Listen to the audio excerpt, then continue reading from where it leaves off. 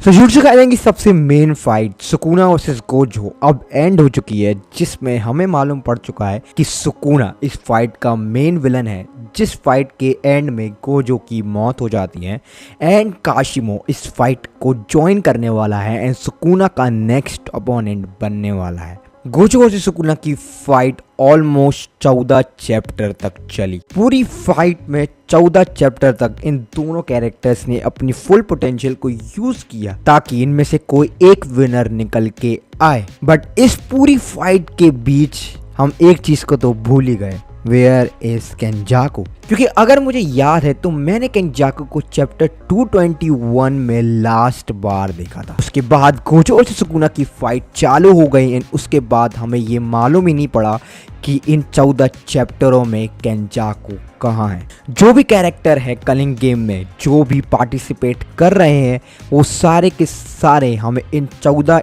Chapter के intervals time में दिखाए गए हैं, बट हमें नहीं दिखाया गया कि केंजाकू कहाँ है। अब हम लोग ये जानते हैं कि केंजाकू का मेन प्लान है कि अपने हायन एरा के पीरियड को वापस लाना एंड वो इसके लिए सुकुना की मदद ले रहा है एंड सुकुना भी इस चीज से अग्री है। इनफैक्ट हम लोग ये भी जानते हैं चैप्टर 143 हमें इतादोरी का फ्लैशबैक दिखाया जाता है, जिसमें हमें इतादोरी के फादर एंड सबसे सस्पिशियस इतादोरी की मदर दिखाई जाती है, जो कि इनफैक्ट और कोई नहीं केंजाकू होता है। जहां पे केंजाकू का मेन मकसद होता है कि वो एक ऐसा हाइब्रिड बना सके जो कि ह्यूमन एंड कर्स स्पिरिट के बीच का हो। बट बहुत सारी कोशिशों के बाद भी केंजाकू ये नहीं कर पाया। सो केंजाकू ने खुद इतादोरी को जन्म दिया एक लेडी की बॉडी के ऊपर टेक ओवर करके, क्योंकि केंजाकू ये चाहता था कि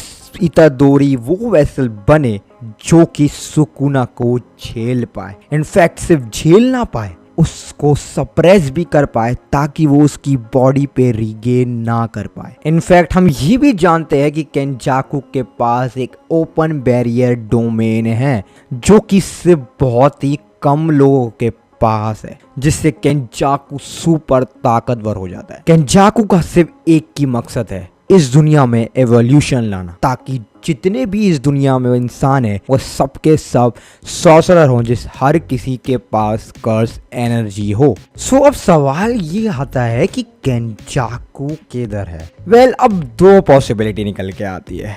पहली, केंजाकू सिर्फ दूर से वेट कर रहा है ताकि सुकुना हर किसी से लड़ता रहे एंड उसका काम आसान होते जाए, एंड जब सुकुना कमजोर हो जाए तो वो सुकुना को डिवोर कर ले एंड उसकी पावरों पे रिगेन कर ले, ताकि केंजाकू बन जाए इस दुनिया का सबसे ताकतवर। वेल, ये चीज भी बहुत ही पॉसिबिलिटी रखता है, बट कम, क्योंकि अगर ये केंजाकू को करना होता तो वो सुकुना के लिए एक वेसल क्यों तैयार करता। या फिर दूसरा, डिवोरिंग सातोरू गोजो। अब हम ये मालूम है कि सातोरू गोजो मर चुका है एंड केंजाकू किसी की भी बॉडी में ट्रांसफर हो सकता है, फर्क नहीं पड़ता कि वो मरा है या नहीं।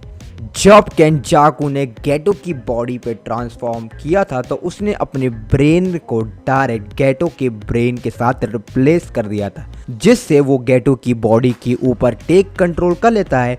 इनफैक्ट सिर्फ उसकी बॉडी के ऊपर टेक कंट्रोल नहीं करता, वो उनकी कर्स टेक्निक के ऊपर भी टेक ओवर कर लेता है। विच मीन्स कि अगर केंजाकू ने अपने ब्रेन को सातोरू गोजो के ऊपर ट्रांसफॉर्म कर लिया, विच मीन्स कि वो reverse curse technique and in fact infinity को भी यूज कर पाएगा। दैट मीन्स कि केंजाकू सेकंड स्ट्रॉन्गेस्ट बन जाएगा इस पूरे जुजुत्सु काइसेन में। अब आप क्या सोचते हैं केंजाकू के बारे में कि केंजाकू क्या इविल प्लान बना रहा है? आप अपने थॉट्स कमेंट सेक्शन पे लिख सकते हैं। बट अगर आपको ये जानना है कि कुशिमो कितना ताकतवर है, क्या कुशिमो एक ग्रेट फाइट दे सकता है सुकुना को, तो आपके सामने एक वीडियो आ रही होगी, उसको क्लिक करें एंड आप जान जाएंगे कि क्यों कुशिमो माइट बी पॉसिबल डिफीट कर सकता है सुकुना को। मैं मिलता हूँ आपको एक और जुजुत्सु काइसेन की ऐसी वीडियो के ऊपर। Until sayonara.